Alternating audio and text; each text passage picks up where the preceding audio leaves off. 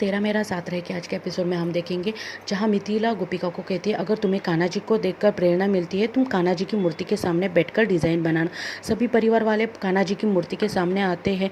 वो देखते हैं कि कान्हा जी की मूर्ति को फूलों की माला से ढक दिया गया है। मिथिला आशी से कहती है, ये सब क्या है? आशी कहती है, आज दिवाली है ना, तो मैंने कान्हा जी का श्रृंगार किया है। मिथिला आशी से कहती है, ऐसे कोई श्रृंगार करता है? कान्हा जी का चेहरा तो दिख ही नहीं रहा है। मिथिला चिराग को बोलकर सभी फूलों की माला हटा देती है। गोपिका डिज़ाइन बनाने लगती है। सक्षम देखता है कि पटाखों की लड़ी तो ख़त्म हो गई है। वो गोपिका को रोकता है और कहता है कि मैंने तुमसे कहा था, जब तक ये पटाखे की लड़ी जलेगी तब तक ही तुम्हारे पास टाइम होगा, तुम्हारा टाइम हुआ। वो गोपिका के हाथ से कागज़ ले लेता है और सभी परिवार वालों को बोलता है, आपने कहा था ना कि मैं इसे एक मौका दूं। देखिए, ये कागज़ पूरा कोरा है, जैसे पहले था वैसा ही। सक्षम गोपिका को कहता है, तुम चाहती क्या हो? कभी राधिका बन जाती हो, कभी डिज़ाइन चुरा लेती हो, कभी कान्हा जी का नाम बोलकर झूठ बोलती हो। आज दिवाली का आखिरी दिन है तो तुम्हें इस घर से चले जाना चाहिए। गोपिका कहती है, मैं इस घर से चली जाऊंगी।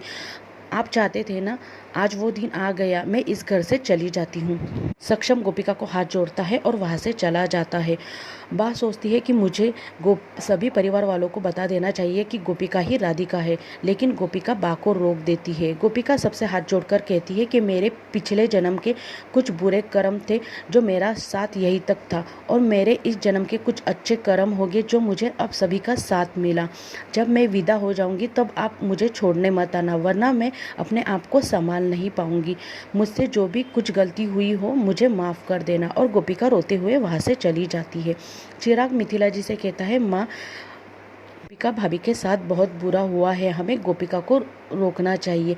मीनल भी मिथिला को गोपिका को रोकने के लिए कहती है। बा गोपिका के कमरे में आती है और कहती है, तूने मुझे सब सच बताने से क्यों रोका? गोपिका कहती है, अब क्या फ़ायदा, कोशिश तो मैंने की थी ना। आज ना कल तो मुझे इस घर से जाना ही था, तो मैं आज ही क्यों ना चली जाऊं? बा कहती है, अगर सक्षम तुम्हारी बात नहीं सुन रहा है तो मिथिला मेरी बात ज़रूर सुनेगी।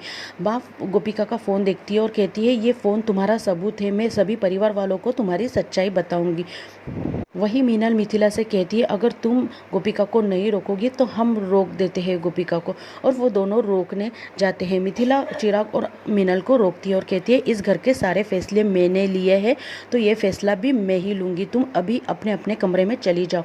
और मिथिला गोपिका के कमरे में आने लगती है। वही बा भी मिथिला को सब सच बताने के लिए जाती है। गोपिका भी बा को रोकती है और बा के पीछे पीछे चली जाती है।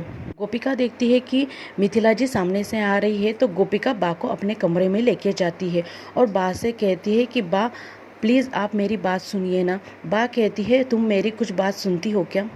वही मिथिला गोपिका के कमरे में पहुंच जाती है। मिथिला जी की नज़र गोपिका के बैग पर गिरती है। उस बैग में स्कार्फ होता है। मिथिला जी सोचती है, ये स्कार्फ तो बा का था। मिथिला जी गोपिका की सैंडल देखती है और सोचती है कि इसी सैंडल से पीछे के रास्ते से बा के कमरे में कोई आया था। मिथिला जी की नज़र गोपिका के फ़ोन पर गिरती है। मिथिला जी सोचती है कि गोपिका का तो इस रंग का फ़ोन ही नहीं है, कुछ तो है जो मेरी नज़रों से छूट रहा है। वही गोपिका बा को कसम देती है कि आप पूरे परिवार वालों को कुछ नहीं बताएंगे। तभी बा गोपिका से कहती है, कसम तो अच्छे के लिए दी जाती है, यहाँ तो कुछ भी अच्छा नहीं हो रहा है। गोपिका कहती है, बा आप मेरी बा नहीं, आप मेरी दोस्त है। आपने उंगली पकड़कर मुझे चलना सिखाया, हमेशा मेरे साथ रही। अगर आप ऐसे करेगी तो आपकी तबीयत ख़राब हो जाएगी। बा कहती है, तुम यहाँ से चली जाओगी वैसे भी मेरी तबीयत ख़राब होने वाली है। गोपिका बा से कहती है, मैं आपको हर रोज़ फ़ोन करूँगी, आपने दवाई टाइम पर ली है या नहीं? गोपिका बा को बहुत समझाने की कोशिश करती है। वही मिथिला जी भी गोपिका का सारा सामान देखकर सोच में पड़ जाती है। और आज का एपिसोड यही था। कल के एपिसोड में हम देखेंगे जहाँ गोपिका घर छोड़कर जाने लगती है। मिथिला गोपिका से कहती है, तुम इस घर की बहू हो, तुम इस घर को छोड़कर नहीं जा सकती। गोपिका मिथिला जी से कहती है, मेरी कमियों के साथ सक्षम जी जब तक मुझे नहीं अपनाते मैं इस घर में नहीं आऊँगी। मिथिला गोपिका से कहती है कि मेरा सक्षम डिकरा थोड़ा सा ज़िद्दी है। तभी गोपिका कहती है, मुझे भी अपनी थोड़ी ज़िद लेने दीजिए।